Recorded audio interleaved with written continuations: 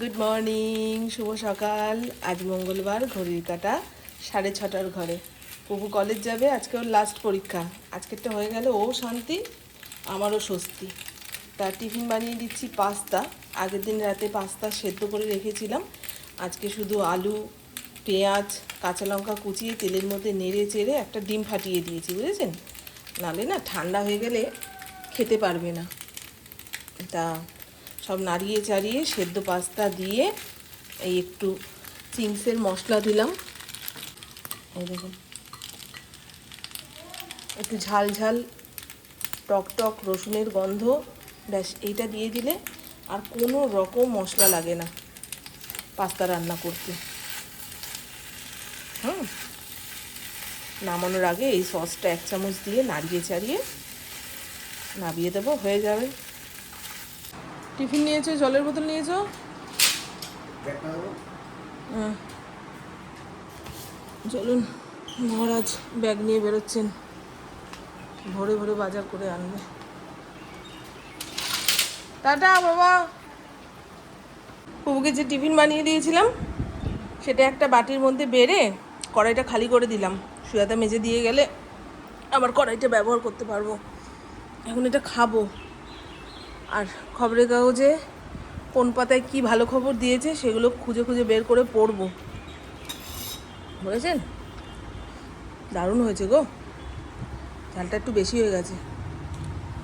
ও মা, সুজাতা একটু আগে বাসন মেজে দিয়ে গেল, কালকে বাসন মাজতে আসবে না এটাও বলে দিয়ে গেল। সে যাই হোক, আজকে মাছ রান্না করব। ইন্দ্রর খেলা আছে, 2-2:30 সময় বেরোবে। আর কুকুর আজকে লাস্ট পরীক্ষা, বাড়িতে আসবে একটু দেরি করে। এই তো সব মিলিয়ে মিশিয়ে এবারে দিনটা শুরু হোক। আমি অনেকগুলো কাজকর্ম করে ফেলেছি, কিন্তু মারাত্মক গরম লাগছে। এখন স্নান ধান করে এসেছি, 5 মিনিট না বসলে ওই রান্নাঘরে যেতে পারবো না, বুঝেছেন? আর আমার আগের ভিডিও, তার আগে কয়েকটা ভিডিওতে 2-1 বন্ধু খালি কমেন্ট করেন যে মামন, তোমার মনে একটা চাপা কষ্ট আছে, আমরা বুঝতে পারি, হ্যাঁ, তোমার ভেতরে খুব দুঃখ আছে। আমি তো কখনো আমার দুঃখের কথা বলিনি, কিংবা আমি খুব কষ্টে আছি এরকম আকার ইঙ্গিত তো আপনাদের দিইনি। তাহলে কি দেখে মনে হয় যে আমি খুব কষ্টে আছি, একটা কষ্ট মনের মধ্যে চাপা দিয়ে রেখেছি? দেখুন, কষ্টে কারা থাকে? যারা সামনের মানুষগুলোকে ভালো রাখতে গিয়ে নিজেদের ভালো রাখতে পারে না, কিংবা সামনের মানুষগুলো আমার কথায় কষ্ট পাবে বলে উচিত কথা বলতে পারে না, মনের মধ্যে চেপে রাখে, কিংবা যারা ভাবে যে এই দুঃখের ঘটনাটা শুধু আমার সঙ্গেই ঘটেছে, পৃথিবীর আর কারোর সঙ্গে ঘটে না, এই পৃথিবীতে সবচেয়ে দুঃখী মানুষ আমি, তারা দুঃখে থাকে। আমি এইগুলোর মধ্যে কোনোটাই নই। আমার সঙ্গে কেউ একটা খারাপ ব্যবহার করেছে, আমি তাকে ছেড়ে দেবো, যেতে দেবো, এত নিরীহ মামন নয় আমি। আমার খারাপ লাগা কথাগুলো সামনের মানুষগুলোকে বলতে পারি, আবার যদি আমার ভুল হয় আমি পায়ে ধরে ক্ষমাও চাইতে পারি। আমি উচিত কথাতে আমার বাবাকেও কখনো ছাড়িনি, আমার মাকেও ছাড়ি না, আমার শ্বশুরবাড়ির লোকদেরও ছাড়ি না। মানে আমি এইরকমই। আবার আমি যদি কোনো ভুল করি, সেটা যদি কেউ আমাকে ধরিয়ে দেয়, সেটার উপরে কাজ করার চেষ্টা করি যে না, পরের বারে যেন এই ভুলটা না হয়, এইভাবে না হয়, বুঝেছেন? তবে 2-1 সময় কষ্ট পাই, সেটা তো একটা স্বাভাবিক নিয়ম। মানুষের জীবনে কি সবসময় হাসি হাসি আনন্দ আনন্দ থাকবে? টুকটাক কষ্ট পাবে। তখন আমি ক্যালকুলেশন করি যে এই দুঃখের ঘটনা যে আমার সঙ্গে ঘটলো, আর কি কারোর সঙ্গে কোনো দিন ঘটেনি? যখন দেখি না, আরও শত শত শত শত উদাহরণ রয়েছে এর থেকেও বেশি কষ্ট নিয়ে তারা দিব্যি হেসে খেলে যাচ্ছে, তখন নিজেকে শান্ত করি। না, যেটুকু পেয়েছি অনেক পেয়েছি, ভালোই পেয়েছি। সে যাই হোক, প্রত্যেকটা ভিডিওর কমেন্ট বক্সে এসে বলবেন না মামন তোমার মনের ভেতরে অনেক কষ্ট জমা রয়েছে, দুঃখ জমা রয়েছে, আমরা বুঝতে পারছি। আপনারা কিচ্ছু বুঝতে পারছেন না, আপনারা মনোবিজ্ঞানী নয়, ঠিক আছে? যা বুঝতে পারছেন ভুল বুঝতে পারছেন। কাটাপোনা মাছের প্যাকেট বের করে রেখেছি, 3 টুকরো বের করে একবেলার তরকারি রান্না করে রাখি। রাতে তো কেউ মাছ খেতে চায় না, তার জন্য একদম শুকনো শুকনো করে মাছের ঝোলটা রান্না করব। এখানে ভাতের হাঁড়িতে চাল ধুয়ে রেডি করে রেখেছি, একটু ডাল করব। জানেন তো, ইন্দ্রকে কালকে বলেছিলাম যে বাজার থেকে চাল কুমড়ো পেলে এনো তো, ঘরে উচ্ছে রয়েছে। এখন টকের ডালটাও ভালো লাগছে, আবার তিতার ডালটাও ভালো লাগছে। রোজ রোজ টকের ডাল খেতে ভালো লাগে না, একটু স্বাদ বদল করার জন্য ভাবছি তিতার ডাল করব।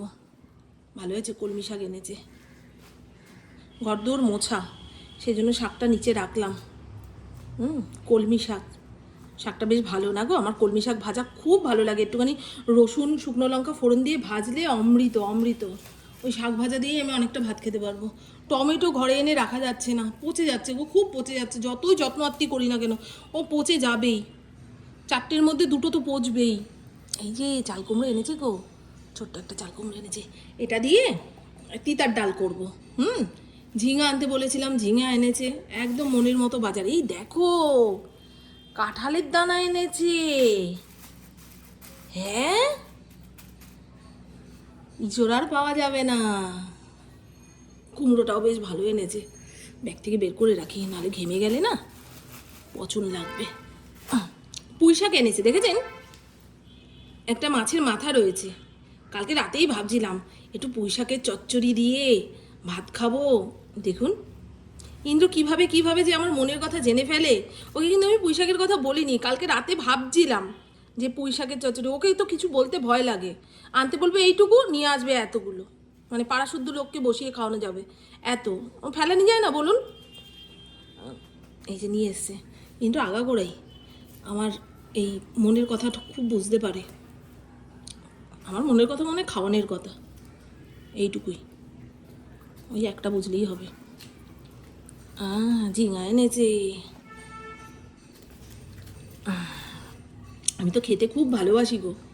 সেটাও কি টাটকা ছিল যখন এনেছিল, বাইরে রেখে দিয়েছি। এখন এই লঙ্কার বোটা মোটা ছাড়িয়ে দেয় না গো, ইন্দ্রকে দিয়ে এখন সংসারের কোনো কাজ করাতে পারি না। আগে আমি রান্নাঘরে রাতের কাজকর্ম সারতে থাকতাম, ইন্দ্র লঙ্কার বোটা ছাড়িয়ে একটু শাক পাতা ছাড়িয়ে রেডি করে দিত। এখন আর দেয় না, ভালো হয়ে গেছে, ভদ্র হয়ে গেছে।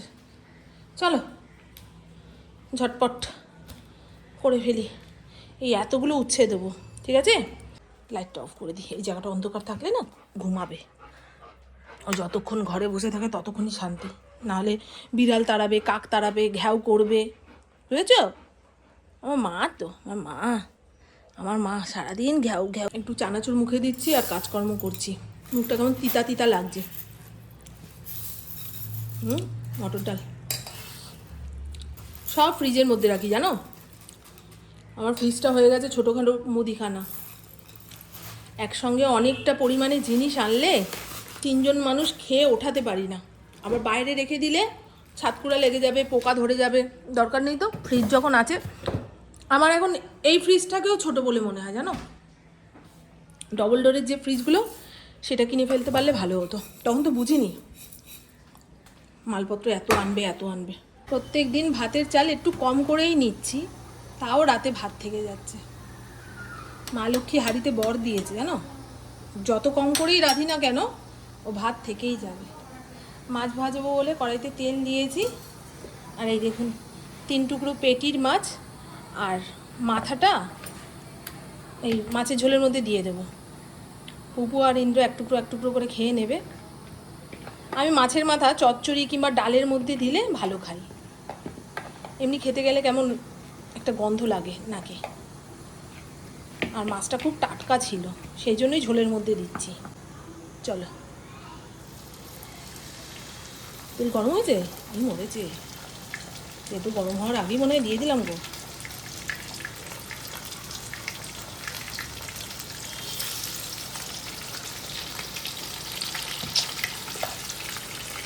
অবশ্যই এটা ননস্টিক তো, মাছ লেগে যাবে না, এটাই তো সুবিধা। আমি আবার ননস্টিক কড়াই ছাড়া মাছ ভাজতে পারি না, যতই তেল ভালো করে গরম করে নিই না কেন, ঠিক মাছ কড়াইয়ের গায়ে লেগে যাবে। স্টিলের কড়াইতে তো ভাজতেই পারবো না, এমনকি যে খুন্তি দিয়ে নাড়বো চাড়বো, খুন্তির গায়েও মাছ লেগে যায়। মাছ ভাজতে গেলে যারা ভেঙে ফেলেন তারা ভাববেন রান্নাতে খুব অধৈর্য। রান্নাতে ধৈর্য না থাকলে রান্নার স্বাদ আসে না। আপনি দেখেছেন কেমন কিচির মিচির আওয়াজ করছে?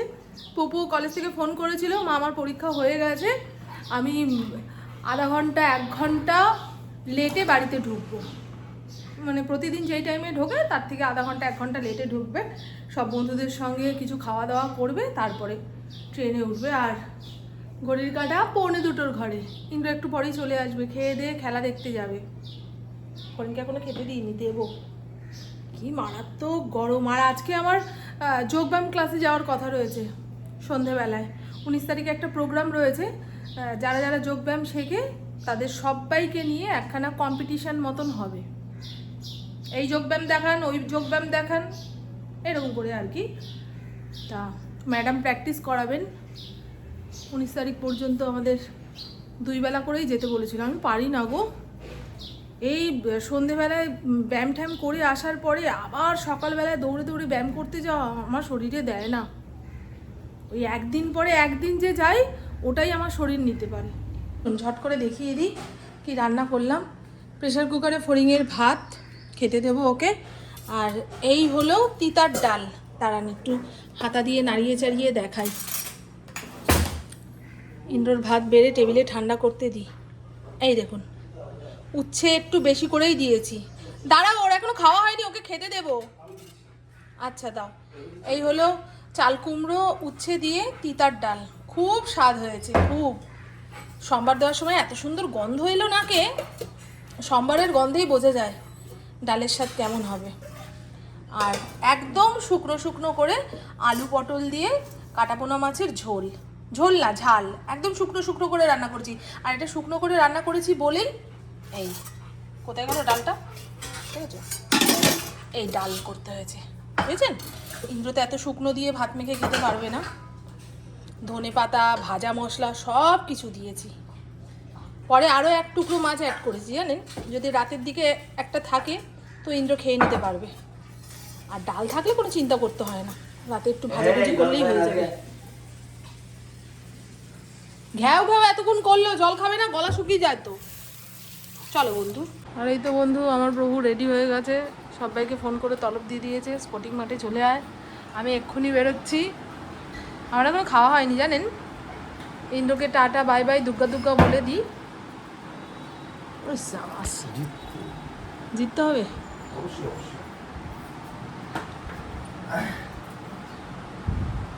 কাজের চাপ শেষ, এখন খেলার চাপ শুরু। মানে 12 মাসে 13টা চাপ। বউকে সময় দেবে কখন? আমাকে কথা দিয়েছিল মামুন শনিবার শনিবার তোমাকে ঘুরতে নিয়ে যাবো। বাবা বলে ফেলেছে মানে এখন শনিবারেই চাপ। ঠিক আছে, টাটা, গুড ইভিনিং। ঘড়ির কাঁটা 5:30টার ঘরে। আমি তো যোগব্যায়ামের ক্লাসে যাব, তা বিকেলের কাজকর্ম শুরু করে দিয়েছি।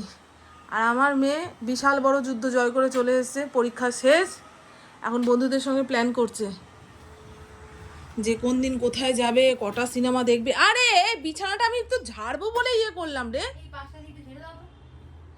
একটুখানি না। আরে মা এইটুকু না ঝাড়লে কিছু হবে না, এত করো না। কি বলবে বলো তো, মানুষ শুয়ে থাকলে সেই বিছানা ঝাড়তে নেই রে, আর বিছানাটা কিরকিরও করছে। ফরিং কতবার উঠে আমার পাশে গিয়ে শুলো, ওর পায়ের কোনো ছিঁড়ি আছে নাকি, জাত আছে নাকি। 10 বার পেছনের গলিতে যাচ্ছে, কাদা মাটি এঁঠো কাটা সব পায়ে করে নিয়ে খাটে উঠছে। বলো তাহলে, ঘরদোর ঝাড় না দিলে ভালো লাগে না, খালি চোখে মনে হবে কোথায় ময়লা। কিছুই তো বেরোলো না। ওই মনের শান্তি, মনের শান্তিটাই তো আসল না। সব অপরাজিতা ফুলের গাছের পাতা হাওয়ায় ঘরে এসে ঢুকছে।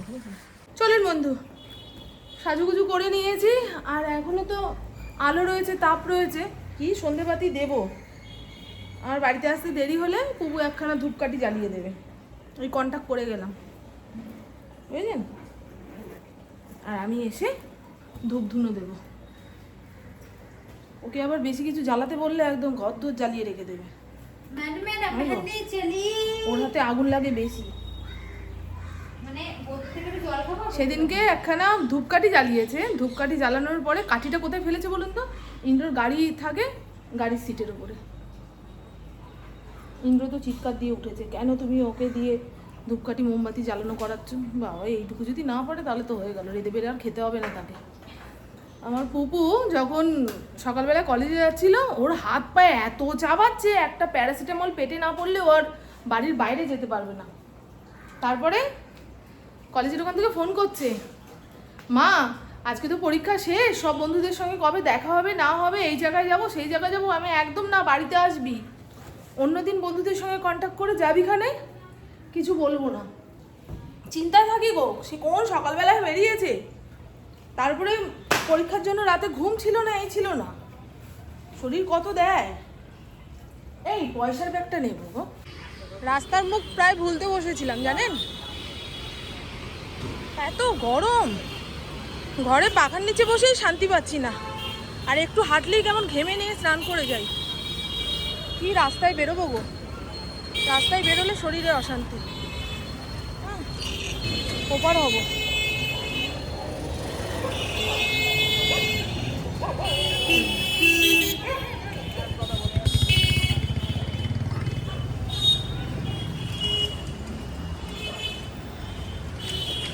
এইটুকু রাস্তা আসতে গিয়ে আমার অবস্থা খারাপ, ঘেমে নিয়ে অস্থির হয়ে গেছি।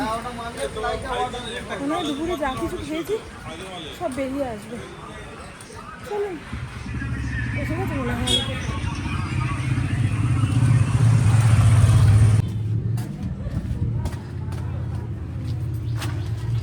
আসছি। আচ্ছা টাটা। ও এতক্ষণ আমার সঙ্গে আসলো, আমি তো সোজা চলে যাবো, ও টোটো ধরে ওর বাড়িতে নামবে।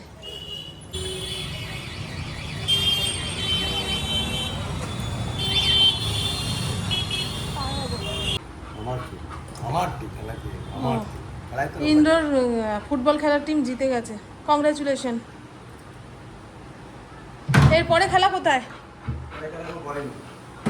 পরে খেলা পড়েনি, পরে খেলা পরে পড়বে। এসে গা হাত পা ধুয়ে দুয়ারের সামনে প্রদীপটা জ্বালিয়ে দিয়েছি, আর তুলসী তলায় একটা ধূপকাঠি দেখালাম, নাহলে ভালো লাগছিল না, মনে হচ্ছিল কি যেন করিনি, কি যেন করিনি।